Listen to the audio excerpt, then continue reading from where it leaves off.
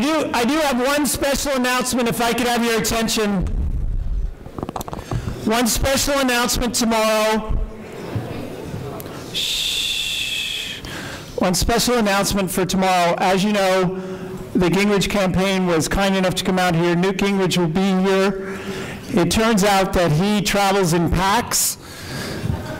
And joining him tomorrow, and if you don't have tickets for tomorrow, or you know anybody who don't have tickets tomorrow, you certainly got to come. Joining Mr. Gingrich tomorrow, Speaker Gingrich will be on this stage, joined by Michael Reagan.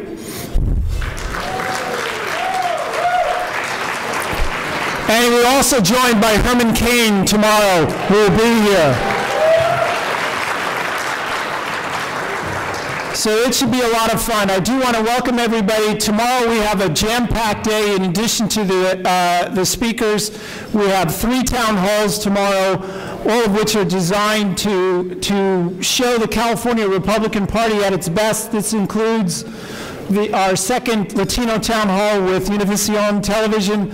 We have a Asian Summit, Asian Town Hall tomorrow morning starting at 10 o'clock.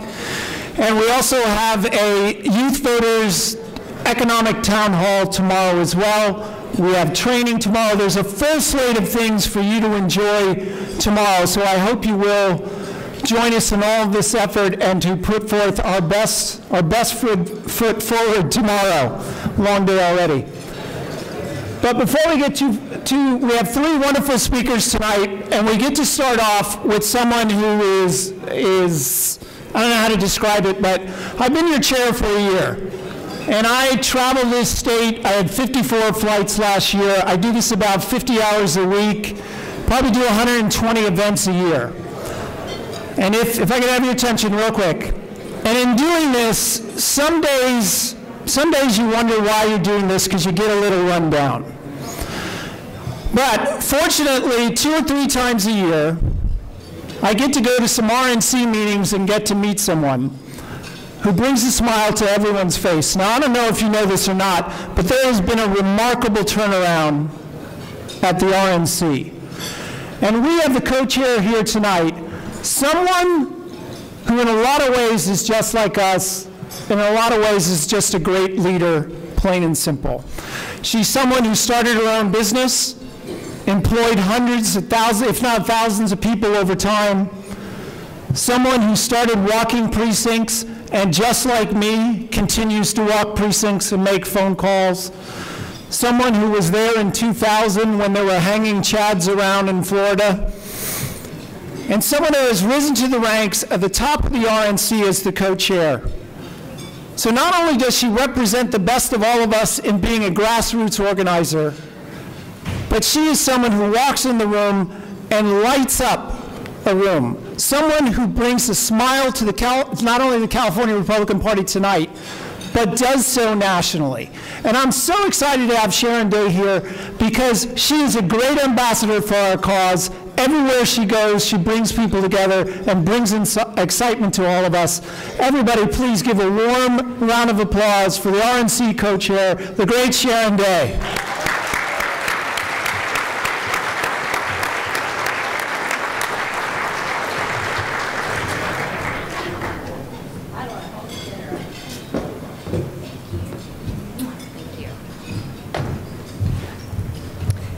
Well, thank you, Mr. Chairman, and what an honor it is to be here in California with my fellow Republicans, because there is nothing better than to spend an evening together with a bunch of Republicans. And like you, I come from an area that doesn't have a lot of Republicans. I come from Broward County, Fort Lauderdale, Florida, and I would clap for it. But it's also one of those areas that we know that are a little difficult sometimes for Republicans. So like you, to be here, it's an honor to be with you. I know the fight that you fight, I know the battle that you fight, and it's just wonderful to be here and to share this experience with you. I also want to thank and reach out and tell you how well You're represented not only with your chairman, as you mentioned, which is a new chairman, but he's come to the board and he's come to our meetings and he's come to the RNC with a lot of energy, a lot of enthusiasm, and a lot of different ideas, thinking outside the box. So it's an honor, and he's been very well respected and received at the RNC. And also you have a wonderful national committee man. We like to say with Sean Still, he's somebody that has passion and energy, and you kind of stay out of his way. So you're well represented with that, but also with Linda Ackerman. She has that calm presence, that hard work, that sheer determination to go forward. So you are well served with two different dynamics in your party, two different groups, two different energies, but it's wonderful to serve with them. I'm also glad to be speaking tonight here with your Congressman, Kevin McCarty, and what a dynamic individual he is as the GOP whip in the House, and he's also one of the founders of our proud Young Gun program at the Republican Party.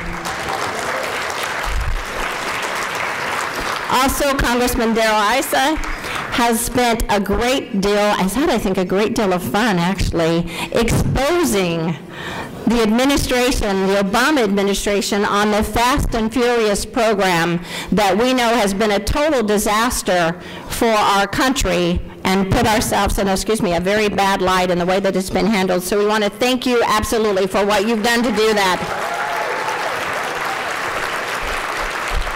And also to reach out on our behalf on the president's assault on our religious freedoms here in America. When we look at what we have to do and the hard work what we know we have, we can also step back and say, just imagine the fun that we're going to have in just a short time. In January, we're going to have the opportunity to celebrate a brand new president who takes the part of the oath that to uphold our Constitution, that takes that very seriously, to have that opportunity to do that. Well, we know in January, the next president of the United States, a proud Republican, understands our Constitution, understands our founding fathers and what they meant. And together we know that is real change that we can believe in. Today at lunch, I reported to you, to your executive board, about what we have done at the RNC in this previous year. Reince Priebus, who's a great chairman and he's a great partner at the RNC, we walked into a bit of a difficult situation in the RNC, and many of you read about it over and over again. We walked into a party that literally was broke. We couldn't make our first payroll, to be honest with you. We actually got in there and found ourselves $24 million in debt. And you know, as Republicans, we don't like to lead our lives that way. We don't lead our lives that way. So we very quickly got to work to make a difference. And it's my honor to tell you that in the last 6 months, we raised $51 million at the Republican National Committee to make sure that we could change our party's direction. In the fourth quarter, we raised $27 million, and that was $4 million more than the Democrat National Committee raised with a sitting president and a Senate Majority Leader. Today, our party is proudly debt-free. We have gone forward that our bills are current, and we have $23.4 million of cash on hand. We have worked hard at the committee to make sure that at the end of the day, when we have a candidate, that we have the tools and the money in place to write a check immediately to the tune of $20 million, the max that we can give that candidate, so we don't have what happened to us in 2008, where we had a candidate come out of the primary system, had no money, had to spend his first 3 weeks raising money to make sure that his message got out there. And by the time he had those funds, the Democrat Party and the Democrats had to find our candidate, and we never had a chance going forward because they had already laid that groundwork. So at the RNC, we're not going to let that happen to our candidate in 2012. We're going to make sure the money is there. But also, as fiscal conservative Republicans, we also know that you just can't raise money, keep raising money to make a difference. What you have to do, as we've been shown in Washington, D.C. by the two congressmen that are here, you have to cut spending. It's not just about raising money, it's also about cutting spending. So what we did at the RNC is the first thing we did is we cut our staff by 50%. immediately. We also cut our spending. In 2009, in the same election year that we're having again before election, which would have been the general election, we actually took our spending down from $44 million to just last year, in 2011, we spent $14 million.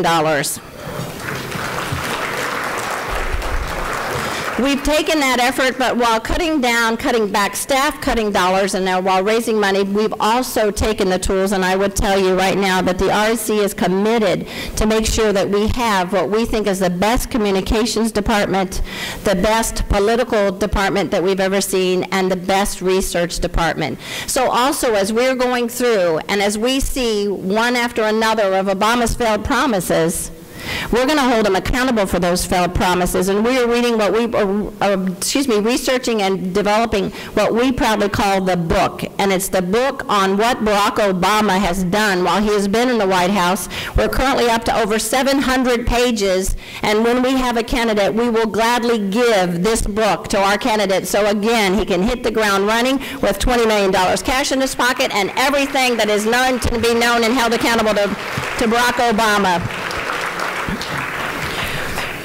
We now know, when you look at what has happened in Washington, D.C., and the importance of what we have to do, we know the three goals that we have to have as Republicans in this room, and that the RNC is committed to do, is to do these three goals together.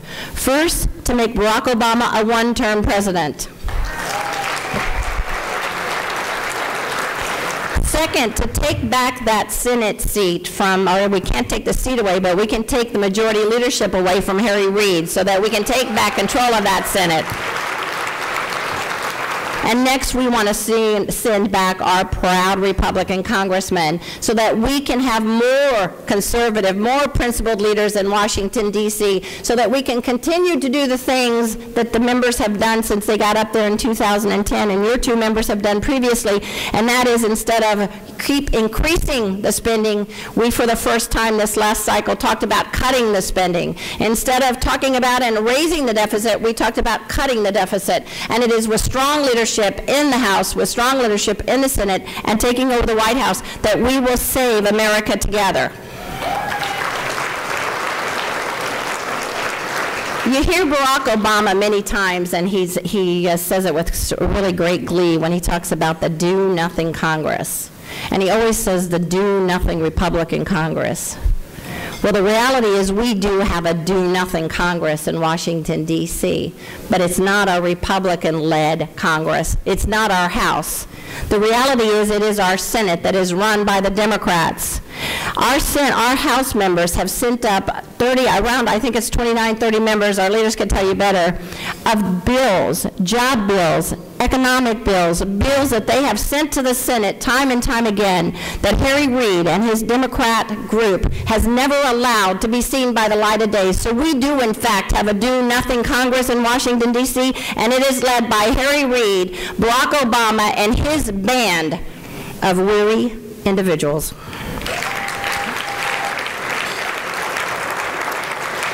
We know that under the leadership of Barack Obama, it has been 1,031 days since they passed a budget. Can you imagine that? 1,031 days. Could you run your business if you didn't have a budget for over 3 years? No. Can you run your household without a budget? No, you can't. But if you listen to Jay Carney speak on behalf of the president, when it was asked about, does it bother you that your budget is not even going to be heard, and that, in fact, that your budget is not even really a budget, it's mostly a campaign platform, does that bother you? Not really, because the budget, and this is his words, the budget really isn't that important. Well, we know that the budget is important, and as Republicans, we know that we have to do what we have to do again to make sure that we do have a House and a Senate and a White House that understands that a budget is important, that we live our lives by budgets, we run our families by budgets, we run our businesses by budgets, and you can't manage what you can't measure, and that's the problem we have in Washington, D.C. today. Barack Obama promised that if, and actually made the statement that if he did not get the economy in control, in line, and if he did not increase jobs, and if he didn't do this, and if he didn't do that, he didn't deserve to be reelected. Well, I'll tell you, we've got 4 great candidates out there that are working hard every single day, that are making sure that we can deliver as Republicans on that promise that he doesn't deserve to be reelected, and we're going to send him back home. But I would tell you as a Republican, the process is painful. It is truly painful sometimes to watch the candidates and to watch the primaries as they go through. It's a bit like watching a frog be dissected in a biology class. But we also know that any single one of these individuals at the end of the day are miles better than Barack Obama. I know many of you have selected a candidate, and some of you are still looking at a candidate. And some of you are working hard for one of our presidential candidates. But at the end of the day, we know that one of these individuals will make it to be our candidate, and 3 will not. And what I ask of you, and what the RNC asks of you, and what Republicans across the country, what we have to do together, as at the end of the day when we have our candidate, we have to join together, we have to stand together, grieve for 24 hours of what you thought would be with your candidate. But understand that any one of these individuals will be far superior than what we've got, so we will band together as a mighty army of foot soldiers to make sure that we carry our candidate across the finish line to save America. Lincoln once said, "A house divided cannot stand." And we know that that's going to be the truth and what we're going to have to do again as we go forward. So again, we know that we can count on you. We know that what we have with Barack Obama, our debt is a train wreck in the making. Our Secretary of Defense, in fact, a Democrat from California, as you know, Leon Panetta, has said this about the debt.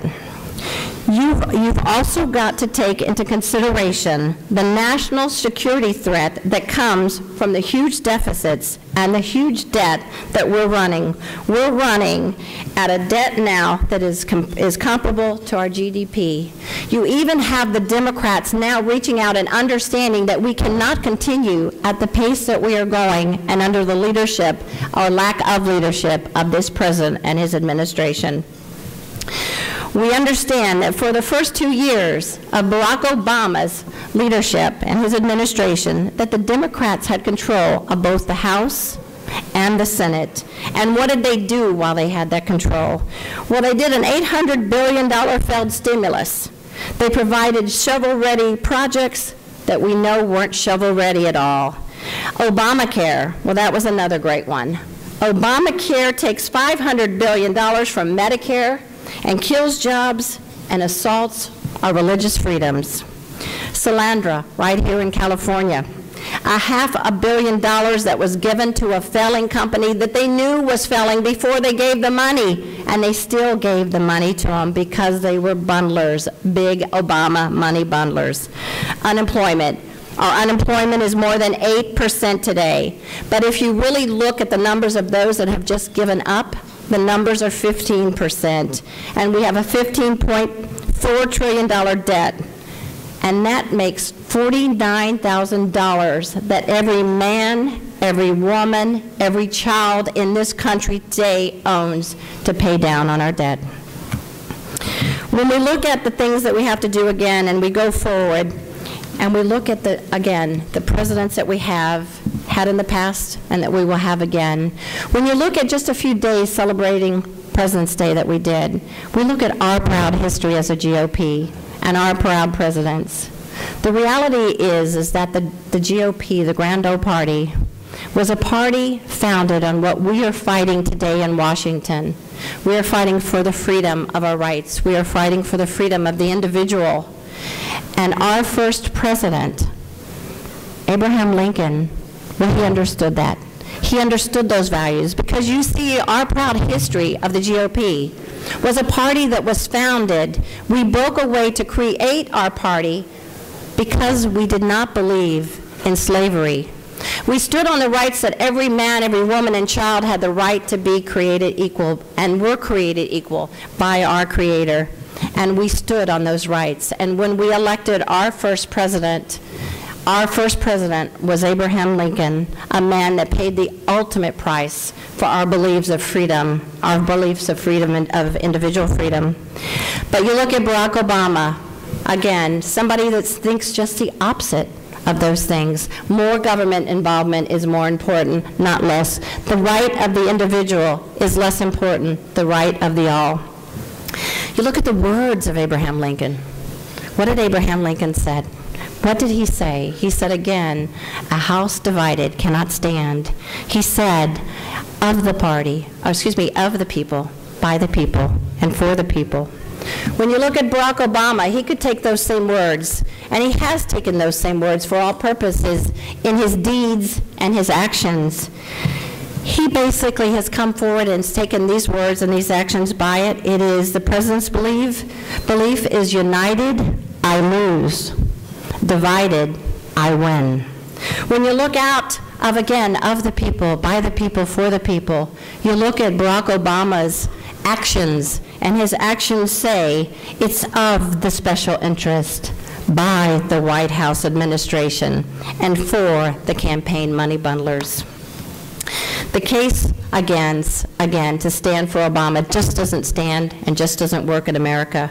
We know that it doesn't. We know he has been a failed administration.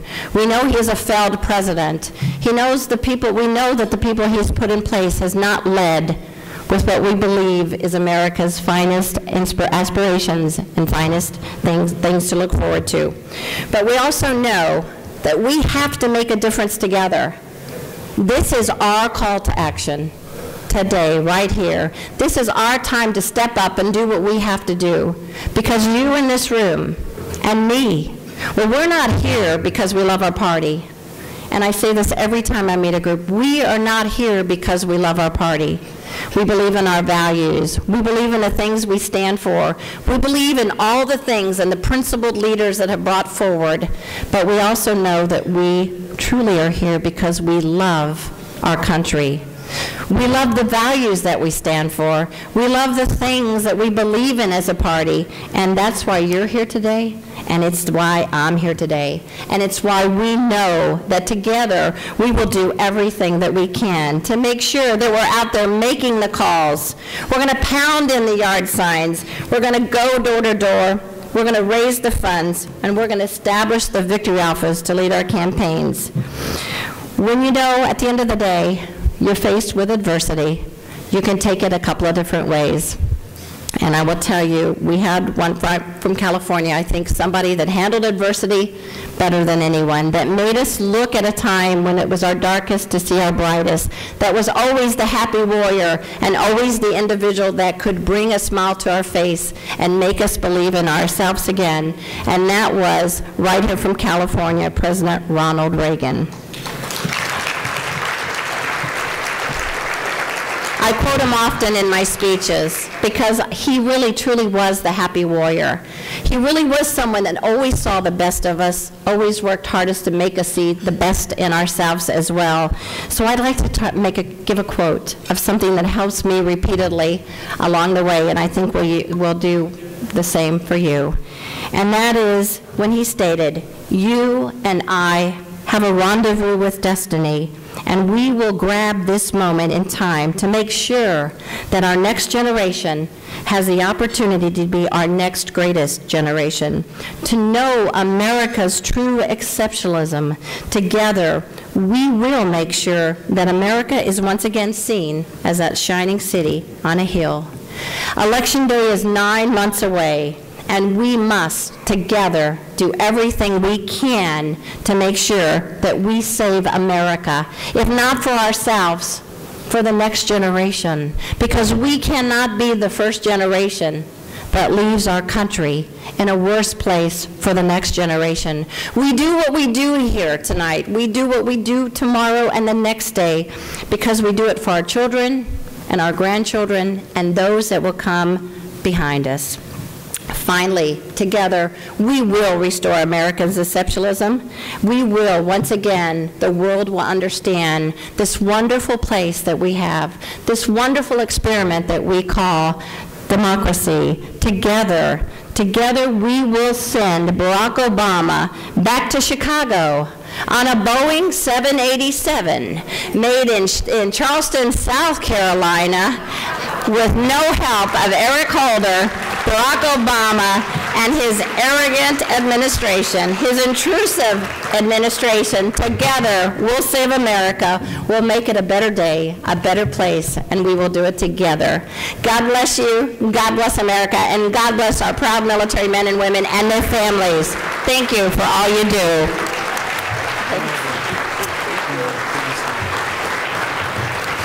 All right, servers will be here to serve you dinner. As that's going on there, here's the Army coming out right now. And we'll have the 2 congressmen after dinner. I did want to say hello to a few people in the crowd. Senator Sam Blakesley's out there. Senator, where are you? Give him a round of applause. There you go. The guy who misled me into saying this job would be easy, Ron Nearing. I was going to past chairman.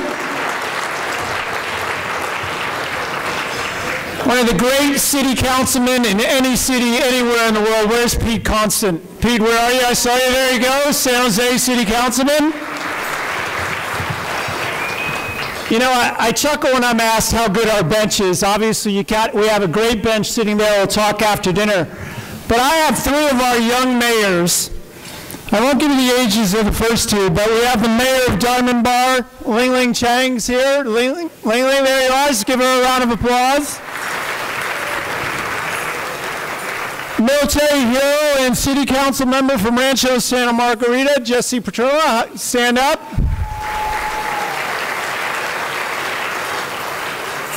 And also joining us is the youngest mayor in California.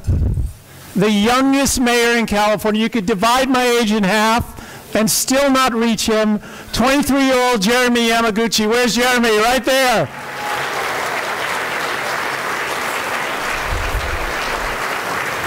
$23 old. You know what I was doing at 23? Student loan, and Barack Obama, I paid it back myself. Enjoy your dinner.